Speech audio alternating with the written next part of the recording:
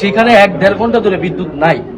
এটা স্যার আমি আপনাকে বলি এইভাবে এটা দেখবেন না। আপনারা হয়তো আমাকে ব্যক্তিগতভাবে, আমি এই ফ্যাকাল্টির স্টুডেন্ট স্যার, আমি তো এই ফ্যাকাল্টির একজন অভিভাবক হিসেবে আমি মনে করছি এই ঘটনাটা যেইভাবে ঘটেছে এটুকু আমি বলছি যে এই ঘটনাটার সাথে আমি অন্য কোনো ভাবে রিলেট করার মতো আমি কোন ব্যক্তিগতভাবে দেখছি না। কারণ আমি আপনি ঢাকা বিশ্ববিদ্যালয়ের শিক্ষক, আপনাকে সম্মান করি, শ্রদ্ধা করি, আপনি অন্যভাবে নেবেন না, কিন্তু আপনি এখন একটা প্রশাসনিক দায়িত্বে আছেন। আমি ওই জন্য প্রশাসনিক দায়িত্বে আছি, আমরা এগুলো বুঝি।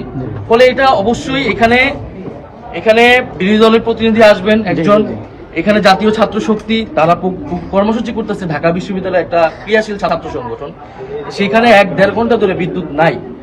এটা স্যার আমি আপনাকে বলি, মানে এইটা কি সরকারের নমুনা আছে? আমি 3.5 ঘন্টা পর্যন্ত জেনারেটর চলেছে, জেনারেটর বন্ধ হয়ে গেছে। আপনারা যদি একটু খেয়াল করে দেখেন যে কতক্ষণ ধরে বিদ্যুৎ নাই। শুধু তাই না, আরো তো বলি, আমার কিন্তু